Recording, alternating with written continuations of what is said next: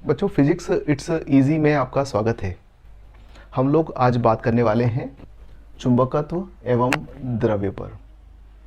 ये हमारा कक्षा 12 की भौतिकी का 5वां अध्याय है, तीसरी इकाई के अंतर्गत आता है। और इसमें हम जो आज बात करेंगे वो चुंबक के प्रारंभिक परिचय से संबंधित होगी। चुंबक के क्या प्रकार हैं, इसके क्या मुख्य मुख्य गुण हैं, ध्रुव प्रावल्य किसे कहते हैं, प्रभावकारी लंबाई किसे कहते हैं और चुंबकीय आघूर्ण क्या है, इन बातों पर हम लोग चर्चा करने वाले हैं। आप लोगों को एक छोटी सी जानकारी के साथ मैं अपनी बात को शुरू करता हूँ। पश्चिमी टर्की या तुर्की जिसे हम कहते हैं आम भाषा में, ये आपने सुना होगा। इसके पास में मनीसा नाम की एक जगह है जो पूर्व में यूनान का एक हिस्सा हुआ करती थी, एशिया माइनर के नाम से जाना जाता था। और वहाँ पर एक जगह है जिसको मैग्नीशिया कहते थे। ये बात ईसा से 600 वर्ष पुरानी मालूम पड़ती है।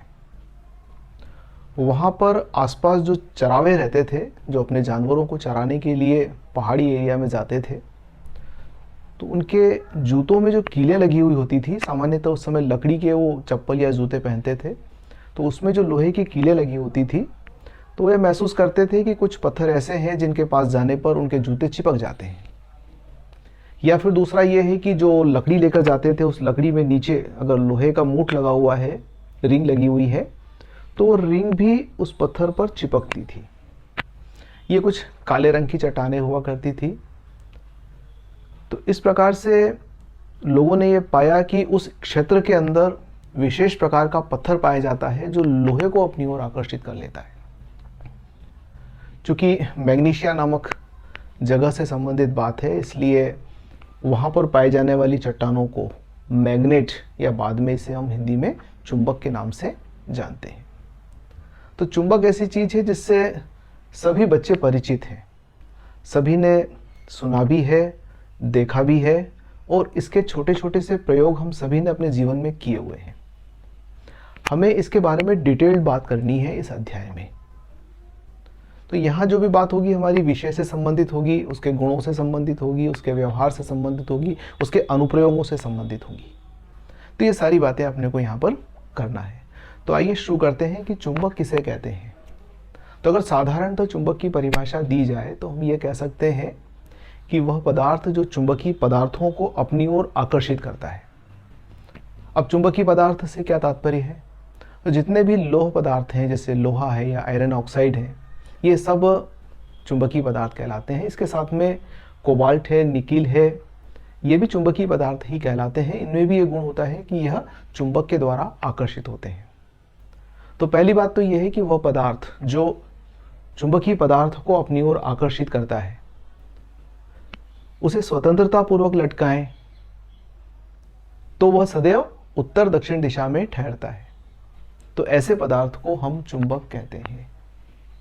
तो दो बातें मूल हो गई, एक तो चुंबकीय पदार्थों को वो आकर्षित करेगा, और दूसरा स्वतंत्रता पूर्वक यदि लटका दिया जाए तो वह उत्तर और दक्षिण दिशा में ठहरेगा। आप उसको कैसे भी विचलित कर दें, छोड़ दें, तो जब वापस वो रुकेगा तो उसकी दिशा क्या होगी? उत्तर और दक्षिण दिशा होगी।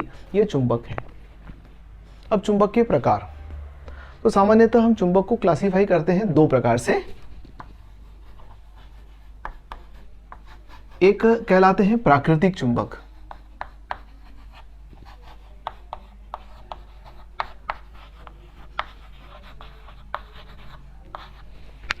प्राकृतिक वे चुंबक वे पदार्थ होते हैं जो प्रकृति में पाए जाते हैं। जैसा कि अपन ने कहा कि मैग्नीशिया में पाई जाने वाली कुछ चट्टानें जो है वो चुंबकीय हैं, तो ऐसा फिर बाद में पृथ्वी पर और भी कई जगह पाया गया, और वहाँ से भी निकलने वाले जो ओर्स थे, अयस्क थे, उनमें ये गुण पाया गया। तो उनसे बनने वाले चुंबक प्राकृतिक चुंबक कहलाते हैं। दूसरा होते हैं कृत्रिम चुंबक।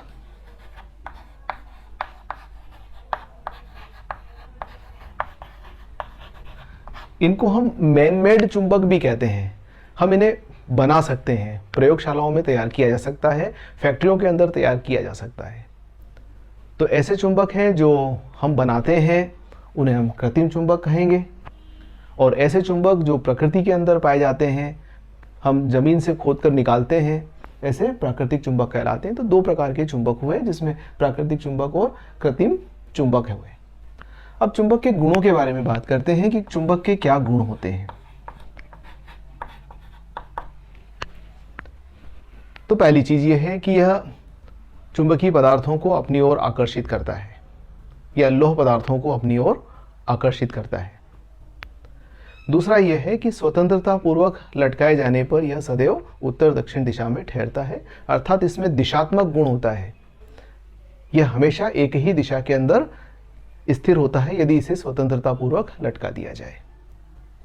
एक गुण और होता है इसमें, जिसमें हम कहते हैं कि चुंबक में दो ध्रुव पाए जाते हैं, एक उत्तरी ध्रुव कहलाता है और दूसरा दक्षिण ध्रुव कहलाता है। तो चुंबक सदैव द्विध्रुव में ही उपस्थित होता है, यानी कि कोई भी चुंबक हम ऐसा नहीं बना सकते जिसमें सिर्फ उत्तर ध्रुव हो या सिर्फ दक्षिण ध्रुव हो, या फिर किसी भी मैकेनिकल प्रोसेस से या किसी भी यांत्रिक प्रक्रिया के द्वारा हम इसके ध्रुवों को पृथक पृथक नहीं कर सकते। चुंबक को यदि तोड़ भी दिया जाए तो एक चुंबक का उत्तर और दक्षिण अलग नहीं होंगे। तो अर्थात चुंबक में हमेशा दो ध्रुव एक साथ पाए जाएंगे, एक उत्तर ध्रुव होगा और दूसरा दक्षिण ध्रुव होगा।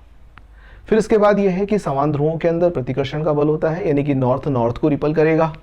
यदि ये नॉर्थ है और ये नॉर्थ है तो इन दोनों के बीच में प्रतिकर्षण का बल होगा। उसी प्रकार से यदि ये साउथ है और ये साउथ है तो दक्षिण और दक्षिण भी एक दूसरे को प्रतिकर्षित करेंगे।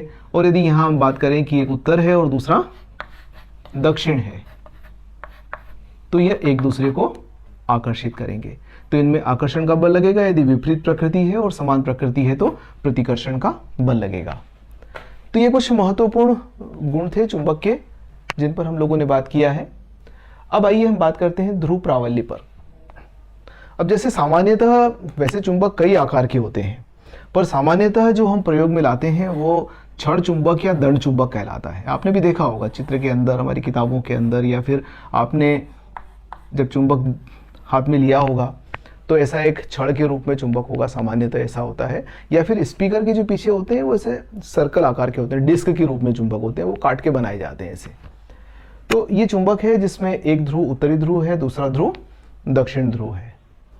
यहाँ एक बात ध्यान देने की है कि उत्तर ध्रुव एक सिरे पर होता है और दक्षिण ध्रुव दूसरे सिरे पर होता है। ये दोनों इसके चुंबक के सिरे हैं।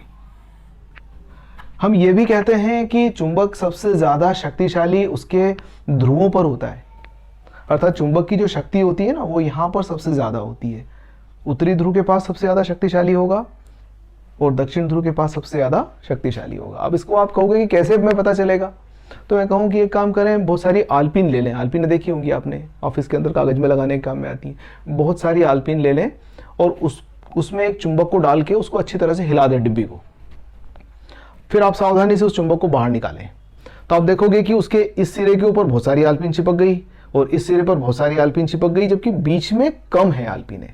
चिपकी तो है पर कम चिपकी है। इसका मतलब यह है कि इसकी यहाँ आकर्षण करने की क्षमता ज़्यादा है और यहाँ पर भी आकर्षण करने की क्षमता ज़्यादा है।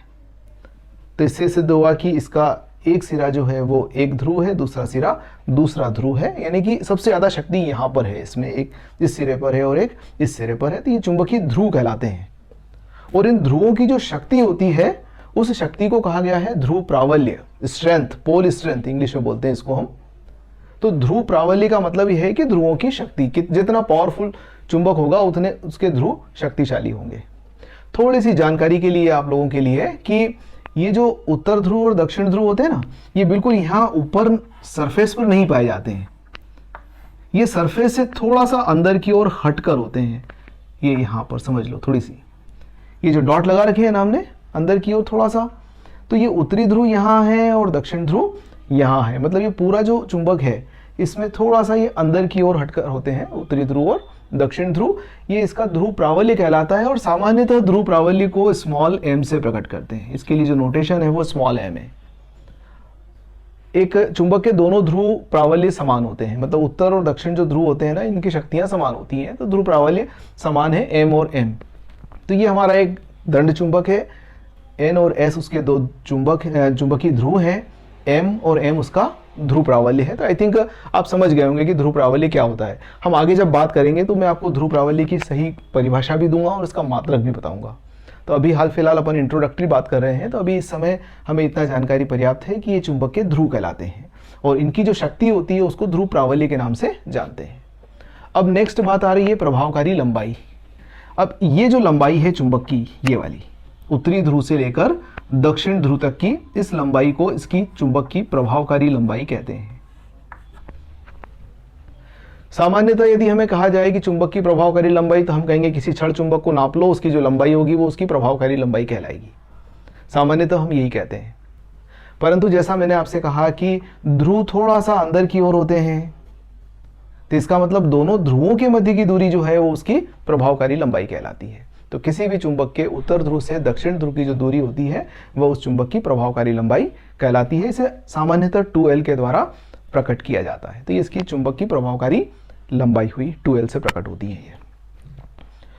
यदि इसकी ज्यामितीय लंबाई को हम पृथक से व्यक्त करें, यानी कि ज्यामितीय लंबाई कैपिटल L यानी कि वो कहां से कहां तक की है, ये वाली, इस सरफेस से लेकर इस सरफेस तक की लंबाई अगर कैपिटल L है, तो ध्रुव चूंकि थोड़ा सा अंदर की ओर हटकर है, तो इसकी प्रभावकारी लंबाई थोड़ी सी अंदर की ओर होगी। तो आप देखिए प्रभावकारी लंबाई और ज्यामितीय लंबाई का एक स्पष्ट संदेश यहाँ से मिलता है कि ये इसकी प्रभावकारी लंबाई है, ये इसकी ज्यामितीय लंबाई है। इन दोनों में भी संबंध है, यानी कि हम अगर कहें तो ये 2L है ना, ये 5/6 टाइम्स कैपिटल L है, यानी कि ज्यामितीय लंबाई का 5/6 गुना ये कहलाता है इसकी प्रभावकारी लंबाई। तो ये प्रभावकारी लंबाई के बारे में। और एक बात और हमें बार बार करना पड़ेगी, वो है चुंबकीय आघूर्ण। किसी भी चुंबक के चुंबकीय आघूर्ण को कैपिटल M से प्रकट किया जाता है। पहली चीज तो ये। स्मॉल m क्या है, ध्रुव प्रावल्य। 2L क्या है, प्रभावकारी लंबाई। और चुंबकीय आघूर्ण को प्रकट करते हैं कैपिटल M के द्वारा। अब कैपिटल M की परिभाषा क्या होगी, तो किसी भी चुंबक के ध्रुव प्रावल्य और उसकी प्रभावकारी लंबाई के गुणनफल को चुंबकीय आघूर्ण कहते हैं। यह परिभाषा है। एक बार फिर से आप ध्यान से सुन ले, लिख भी पाएंगे। किसी भी चुंबक के ध्रुव प्रावल्य यानी कि स्मॉल m तथा प्रभावकारी लंबाई यानी कि 2L, इन दोनों के गुणनफल को चुंबकीय आघूर्ण कहते हैं। इसे कैपिटल M के द्वारा प्रकट किया जाता है। चलो इतनी बात हो गई है, तो हम थोड़ी सी बात और कर लें, या इसको हम ऐसा भी लिख सकते हैं, कैपिटल M बराबर 2mL, ये भी चलेगा।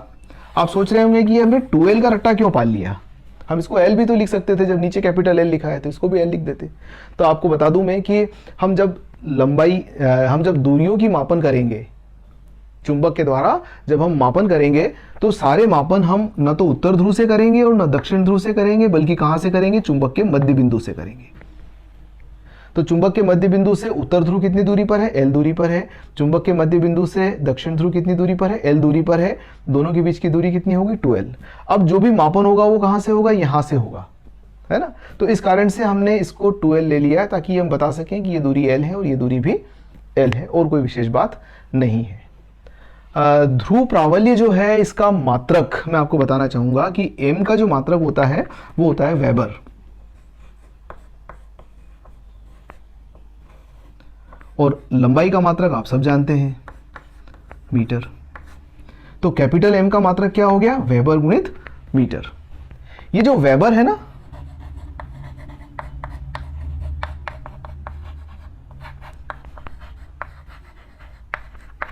इसको यदि SI पद्धति के अंदर व्यक्त करें तो ये होता है ampere into metre.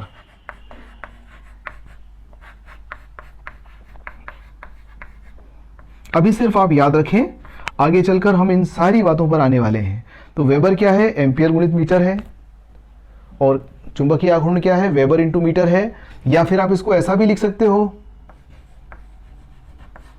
Ampere into metre का वर्ग। तो ये कैपिटल M हुआ, और कैपिटल M जो है यह एक सदिश राशि है, याद रखिएगा। चुंबकीय आघूर्ण एक सदिश राशि है, और इसकी दिशा दक्षिण से उत्तर की ओर होती है। ये वाली दिशा होती है कैपिटल M की, दक्षिण से उत्तर की ओर होती है कैपिटल M की दिशा। तो ये चुंबक का एक सामान्य परिचय है, जो मोटी मोटी बातें हमें मालूम होना चाहिए, उस पर हमने चर्चा की। अगले वीडियो के अंदर हम लोग बात करने वाले हैं कि चुंबकीय ध्रुवों के मध्य कितना बल लगता है, उसकी गणना कैसे की जाती है, तो इस पर हम बात करेंगे। तो कूलॉम ने जो नियम दिया चुंबकीय ध्रुवों के मध्य लगने वाले बल के लिए, उस पर बात करेंगे और उसके आगे की चर्चा करेंगे। तो उम्मीद करता हूं कि आपको ये बातें समझ में आ गई होंगी। तो हम मिलते हैं नेक्स्ट वीडियो में। धन्यवाद।